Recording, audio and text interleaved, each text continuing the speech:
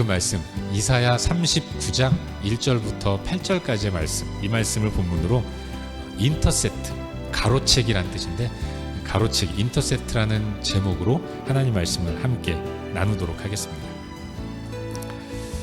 요즘 여러분 혼자 계실 때 뭘 제일 많이 하십니까? 부끄러운데 저는 휴대전화 가지고 유튜브를 많이 보는 것 같아요. 아마 모르긴 해도 여러분도 다르지 않을 거라는 생각이 듭니다. 유튜브에 많은 영상들이, 또 재미있는 영상들이 올라와 있어서 어느 때는 시간 가는 줄 모르고 계속 그걸 보고 있다가 저 멀리서 저를 부르는 소리가 들립니다. 식사하세요. 그럼 이제 쪼르르 가서 밥을 먹는데, 그것도 막 보는 거 너무 재밌어가지고 빨리 와서 밥 먹으라는 얘기를 잘 못 듣고, 그러고 그냥 있다가 이제 한 소리 듣는 이런 일들도 종종 있습니다.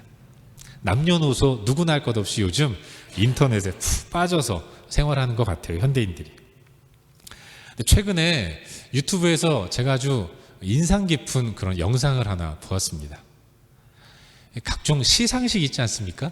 청룡영화제, 대종상 영화제, 부천 영화제, 또 연말에 텔레비전 방송국에서 진행하는 시상식, 이런 걸 보면 수상하는 사람들이 상을 받고 또 꽃다발을 받고 마이크 앞에서 수상 소감을 이야기하는 그런 일들이 있는데, 그 수상 소감만 이렇게 모아가지고 이야기하는 그런 영상이 하나 있더라고요.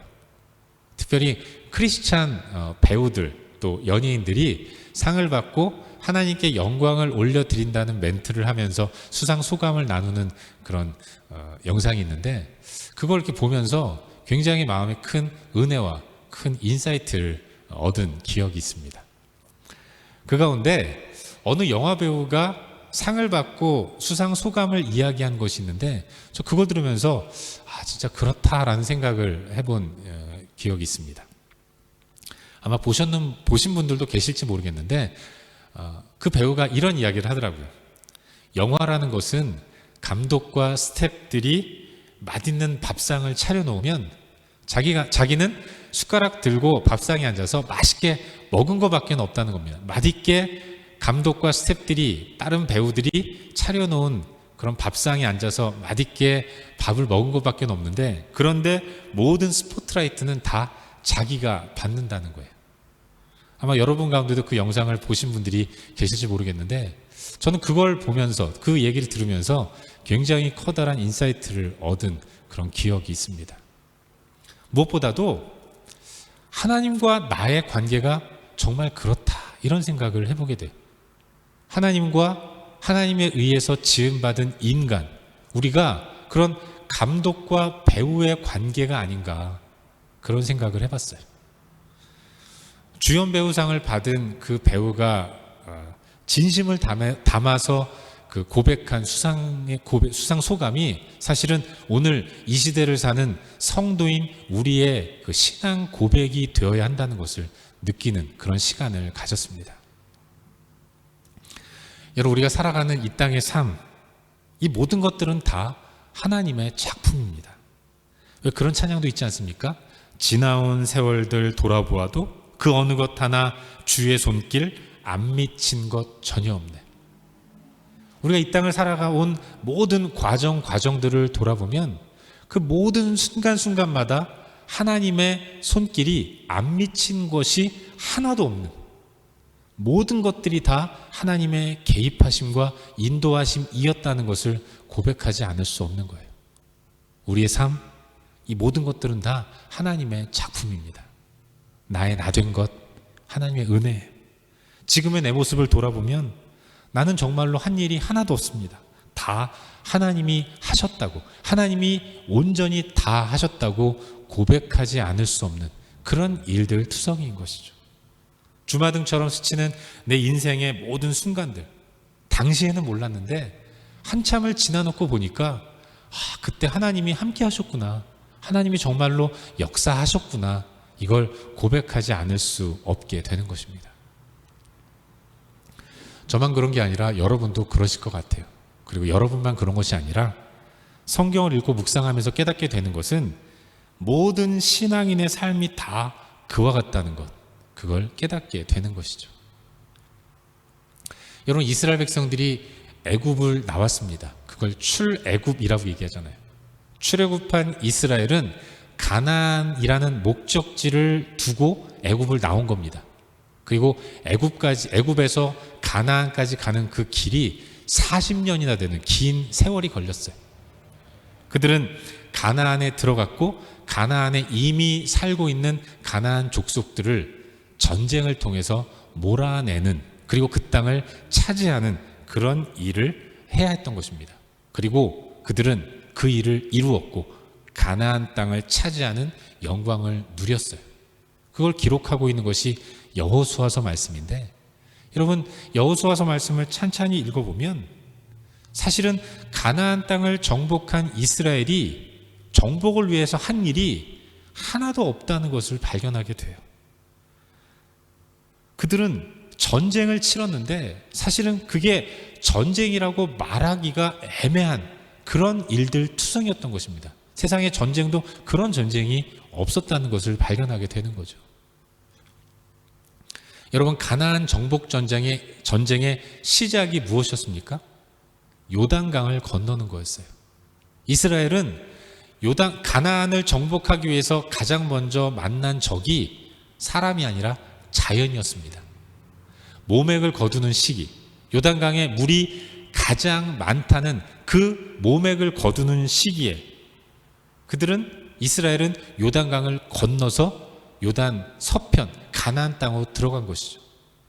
근데 잘 아시지만 요단강을 그들이 어떻게 건넜습니까? 헤엄쳐서 건넜습니까? 오와 열을 맞춰서 1조 수영하고 2조 수영하고 어린아이들은 배 띄워서 그렇게 건너지 않았어요. 요단강을 하나님이 가르셔서 육지가 드러나게 만드셨고 그 강을 걸어서 요단 반대편으로 지나간 것입니다.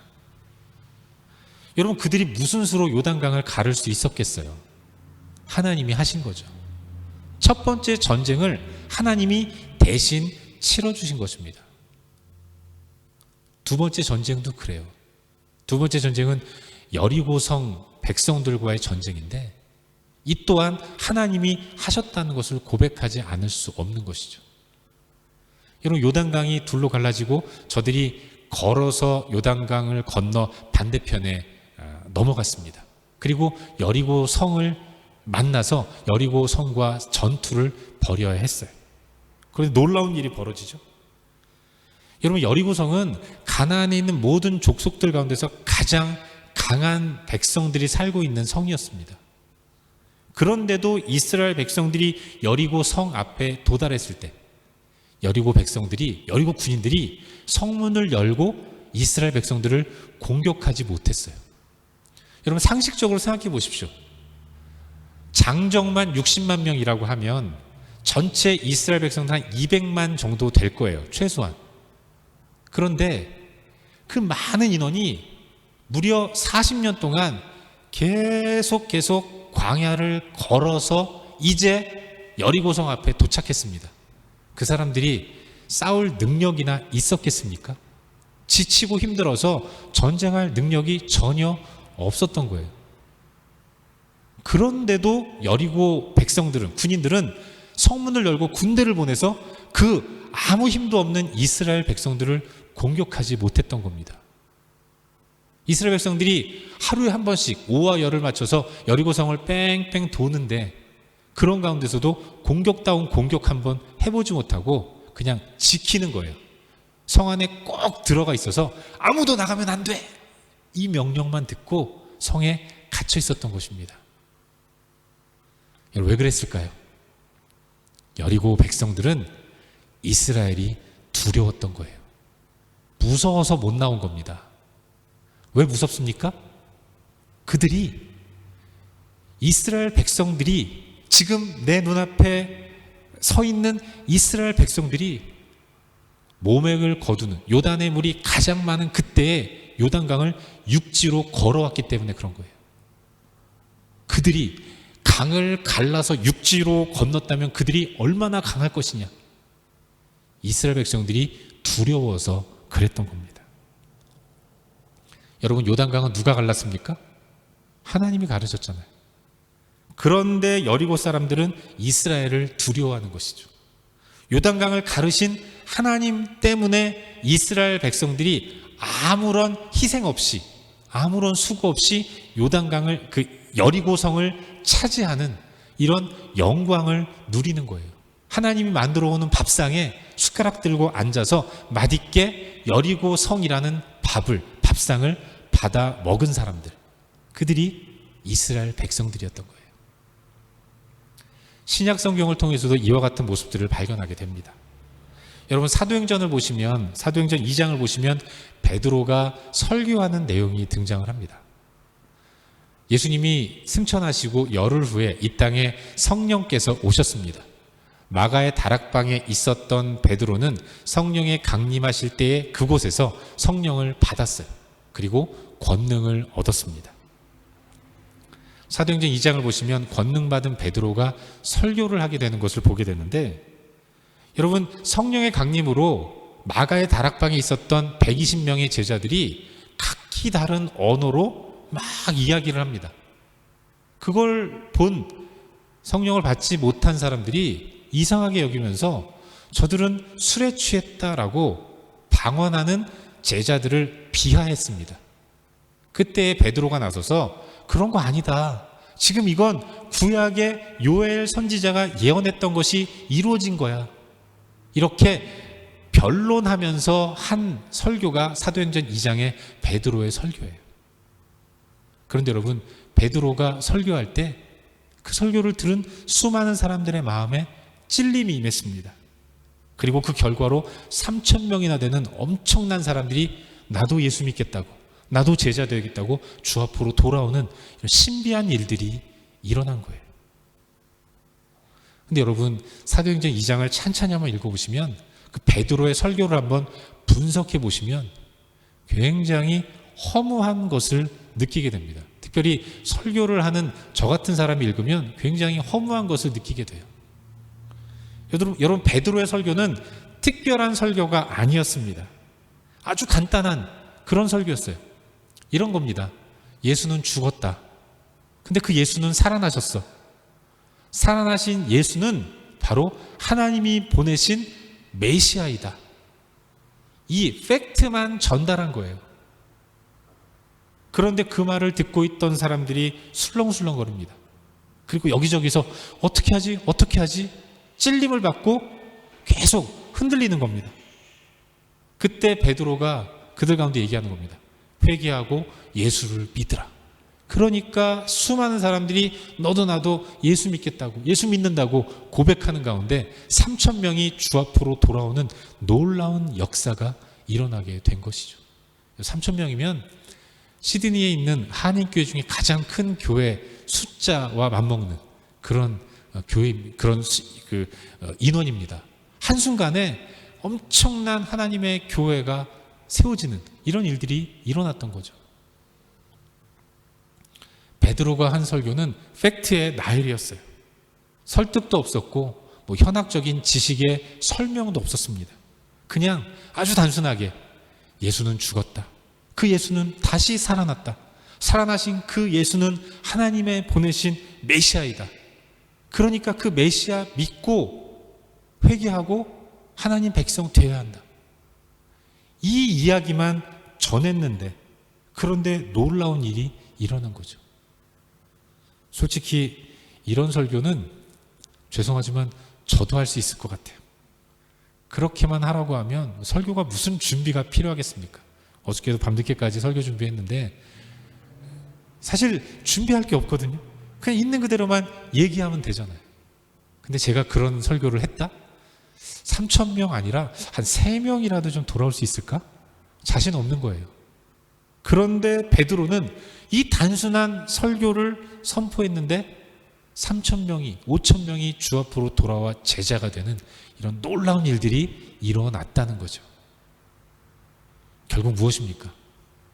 베드로가 한 것이 아니라 하나님이 하신 거예요. 하나님이신 성령께서 다 만들어 놓으셨고, 베드로는 그야말로 숟가락 하나 들고 그 밥상에 앉아서 맛있게 밥을 먹은 것입니다. 그랬는데 사람들은 야, 베드로가 굉장히 훌륭한 설교자다 그러면서 베드로에게 박수와 갈채를 보내고 있는 것이죠. 그런 식입니다.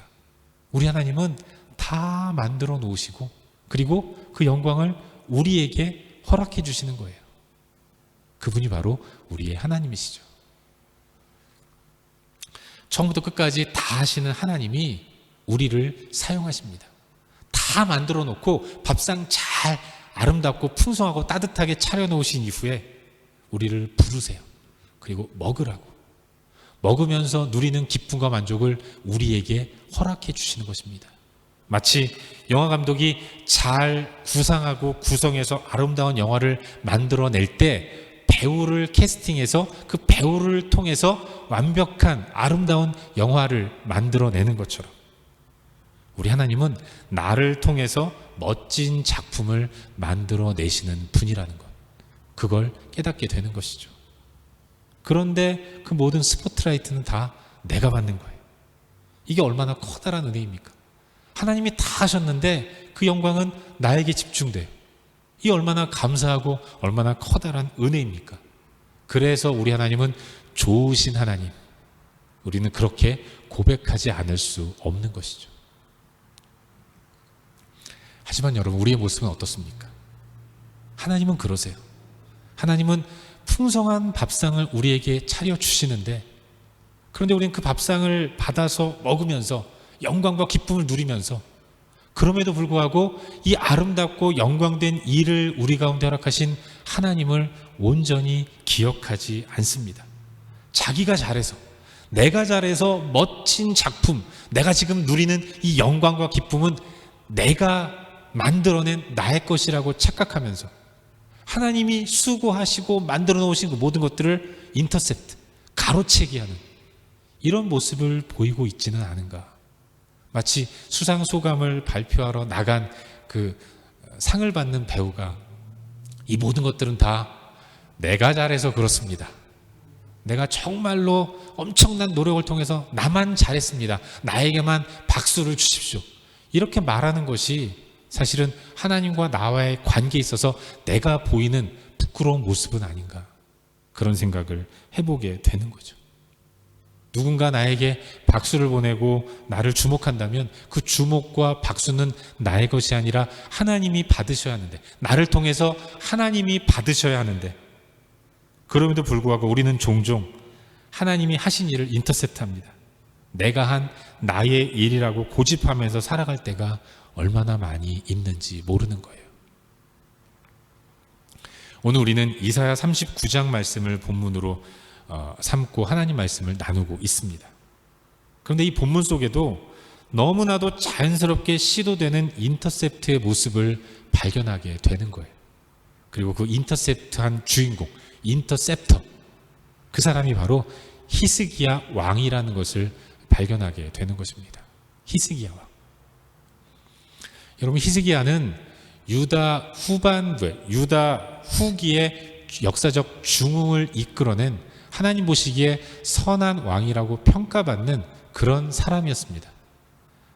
하지만 안타깝게도 그의 노년에는 그렇게 썩 괜찮은 모습을 많이 보여주지는 못한 그런 사람이었던 것이죠.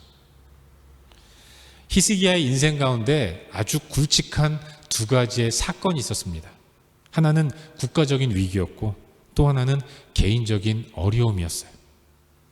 국가적인 어려움은 아수르가 침공한 것이었고, 개인적인 어려움은 이 죽을 병에 걸려서 사형 선고를 받은 그런 일이었습니다. 하지만 히스기야는 이 두 가지를 모두 하나님의 놀라운 은혜와 인도를 통해서 다 극복했습니다. 아수르와의 전쟁은 잘 아시겠지만 여호와의 사자가 직접 나서셔서 예루살렘 성을 둘러싸고 있던 아수르 군사 18만 5천 명을 한 밤에 다 죽이심으로 아수르가 물러나고 승리를 거두게 하셨어요. 또 질병에 걸려 죽게 되었을 때, 히스기야가 죽을 병에 걸려 이제 사망 선고를 받았을 때, 그가 얼굴을 벽으로 향하고 간절히 하나님께 기도했을 때 하나님이 그에게 15년을 생명을 연장시켜주는 그런 굉장히 기이한 기적을 경험했던 것입니다. 국가적인 어려움과 개인적인 위기, 이 가운데서 히스기야 한 일은 단지 기도한 것 뿐인데, 그런데 하나님은 친히 역사하셔서 하나님께서 친히 모든 위기와 어려움들을 다 이겨내도록 은혜를 베풀어 주신 거예요. 하나님이 다 만들어 주시고 영광을 누리도록 허락해 주신 것입니다. 하지만 안타깝게도 히스기야는 이 일로 인해서 교만해졌습니다. 하나님이 허락해 주신 밥상이 마치 자기가 만들어 놓은 산의 진미가 가득한 밥상인 양 착각하면서 교만해졌어요. 목이 고다지고 어깨에 힘이 들어가고 자기를 과시하는 이런 일들이 일어난 것입니다. 사실 그럴 법도 합니다. 당시에 고대 근동아시아의 가장 강한 나라는 아수르였어요. 그 아수르와 싸워서 이긴 나라는 사실은 유다가 유일합니다. 그렇기 때문에 유다 왕 히스기야는 아수르를 이긴 왕으로 고대 근동아시아에서 아주 유력한 스타덤에 오른 그런 왕이 되었던 거예요. 그리고 그런 유명한 인물이 히스기야인데, 그 히스기야가 전쟁을 승리로 이끈 이후에 죽을 병에 걸렸다. 이건 굉장히 커다란 뉴스였습니다. 그리고 기적적으로 건강을 회복한 것, 이것 또한 그렇기 때문에 당시에는 커다란 뉴스였던 것이고, 그래서 저 멀리 북쪽에 있는 그런 바벨론 같은 나라가 사신을 통해서 많은 예물을 보내면서 축하해주는 그런 일들이 일어났던 거예요. 바벨론의 사신을 만난 히스기야가 마음이 들뜨면서 마음이 교만해졌습니다. 자기가 뭔가 대단한 존재인 줄 알고 착각하기 시작했어요. 그래서 그 사신들에게 내가 이룬 업적이 이와 같다 하면서 유다에 있는 모든 것들을 다 보여준 겁니다. 은금, 향품, 심지어는 무기고까지. 유다에 자기를 드러낼 만한 모든 것들을 안 보여준 곳이 없을 정도로 다 보여준 것이죠. 자랑한 겁니다. 하나님이 하신 일을 자기 것으로 가로채면서 자기를 드러내기에 바빴던 거예요. 여러분, 우습지 않습니까?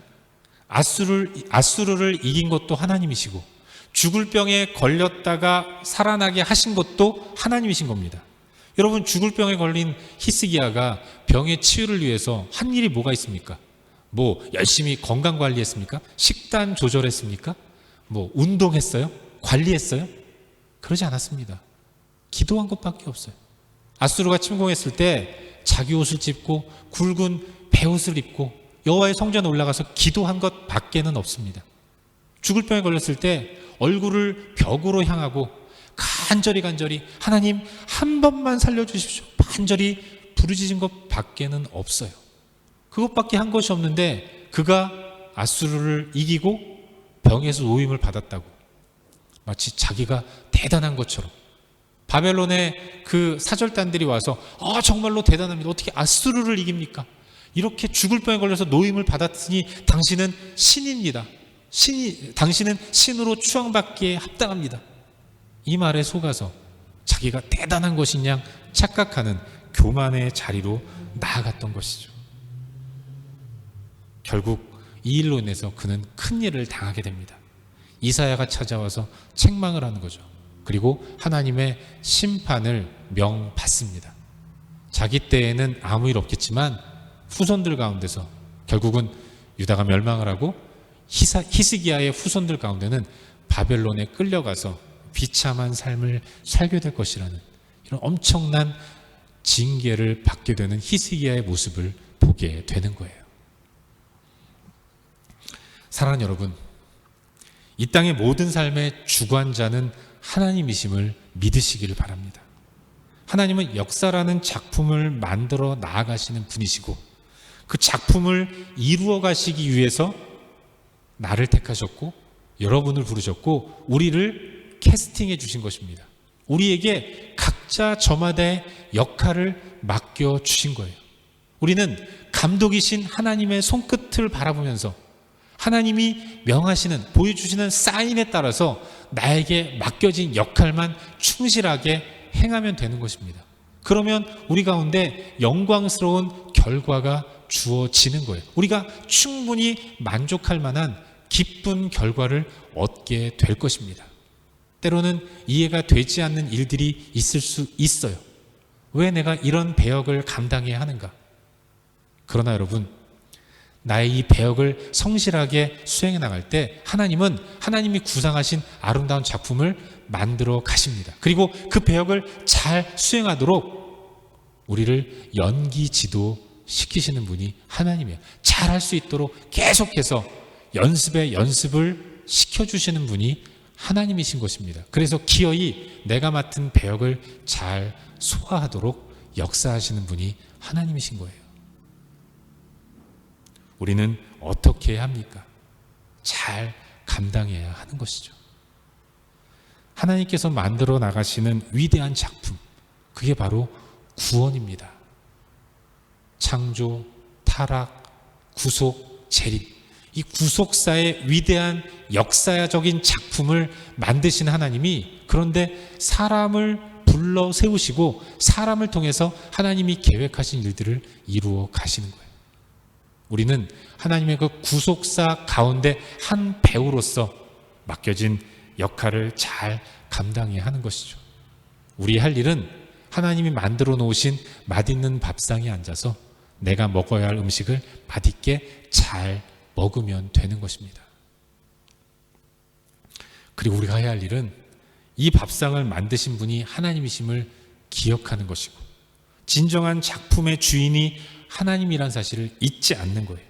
하나님의 공을 인터셉트하지 않고 하나님 감사합니다 고백하면서 찬양하면서 하루하루 복되게 살아가는 것 밖에는 없다는 사실, 우린 그걸 기억해야 하는 것이죠. 감독이 주는 사인에 순종하면서 행하고, 후에 시상식에서 배우가 수상소감을 얘기할 때 이 모든 것들은 감독의 훌륭한 연출로 인해서 이루어진 것입니다라고 고백할 때, 여러분, 그게 하나님이 영광을 받으시는 모습인 거예요. 그것이 진정한 하나님께 올려드려야 할 우리의 영광을 올려드려야 할 우리의 사명이라는 사실을 잊지 말아야 하는 것입니다. 여러분, 작품에 대한 고민은 감독이 제일 많이 합니다. 배우인 우리는 감독의 지시에 따라서 주어진 역할에 충실하게 임하면 되는 거예요. 그럴 때 아름답고 훌륭한 작품이 만들어지는 것입니다.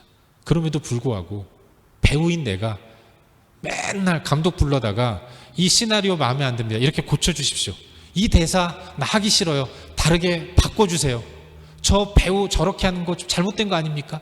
이러면서 나 이외의 다른 일들에만 신경을 쓴다면 여러분, 그 작품이 훌륭한 작품이 될 수 있겠습니까? 결국 그러지 않은 거예요. 나만 잘하면 되는 겁니다. 나만 감독의 사인에 집중하면서 내 역할 잘하면 되는 거예요. 사랑하는 여러분, 우리의 삶은 하나님의 것임을 믿으시길 바랍니다. 그렇기 때문에 하나님은 우리가 하나님의 일들을 잘 감당하도록 나를 도전하시고 이끄셔서 하나님 당신께서 받으셔야 할 영광을 받으시는 분이십니다. 우리가 잘 못하면 하나님 우리를 계속해서 도전하세요. 잘할 수 있을 때까지 때로는 설득도 하시고, 때로는 징계도 하시고, 때로는 칭찬도 하시면서 나를 만들어 가십니다. 그게 신앙 생활인 거예요. 역사라는 위대한 대서사를 만들어가는 하나님, 이 위대한 작품에 나를 배우로 불러주신 하나님, 이번 한 주간도 그 하나님의 은혜에 감사하면서 나에게 맡겨진 역할에 최선을 다하는 그런 삶을 살아야 할 줄로 믿습니다. 의지가 중요한 거예요. 어렵지 않습니다. 하나님께만 주목하며 의지를 불태울 때, 의지적으로 성실하게 임할 때, 그때 하나님은 우리를 잘 인도하셔서 하나님 기뻐하시는 위대한 작품을 만들어 가실 거라고 믿어요. 이번 한 주간도 그 하나님 의지하면서 하나님께 집중하면서 하나님을 잘 따라가는 저와 여러분, 우리 모두가 될 수 있기를 주의 이름으로 축원합니다.